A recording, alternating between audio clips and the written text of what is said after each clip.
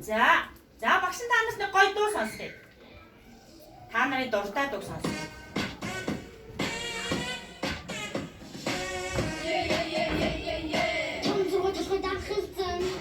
За энэ ямар дуу юм бэ?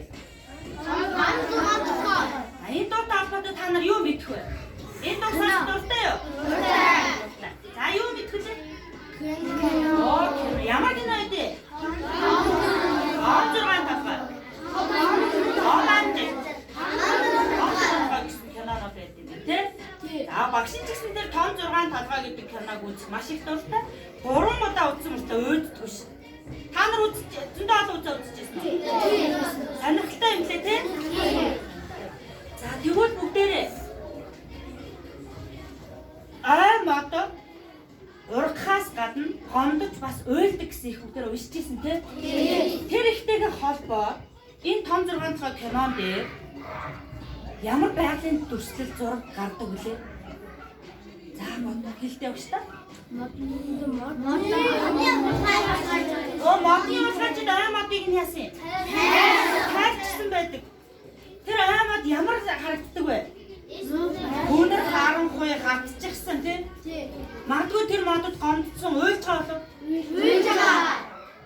Тэр ихтэй харьцуулаад болохоор үний юм байна уу? Үний юм байна. За тэгвэл байгалийн сайхныг хэрхэн дүрсэлсэн байдаг лээ?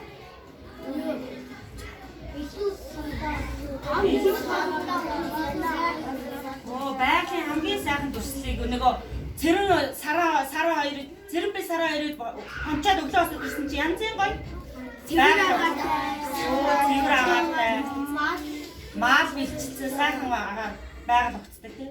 За тэгвэл та нар байглаа тийм уйлсан байхыг хүсэж гин үү? Тийм гоё үзэсгэлэнтэй гоё байхыг хүсэж гин үү? Байхыг хүсэж байгаа тийм.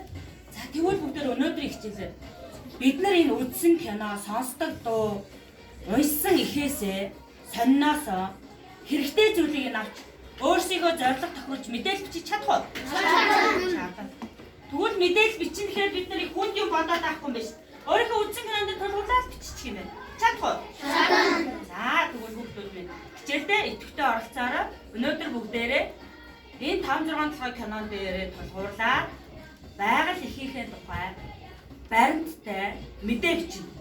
Ойлгомжтой. Ойлгомжтой.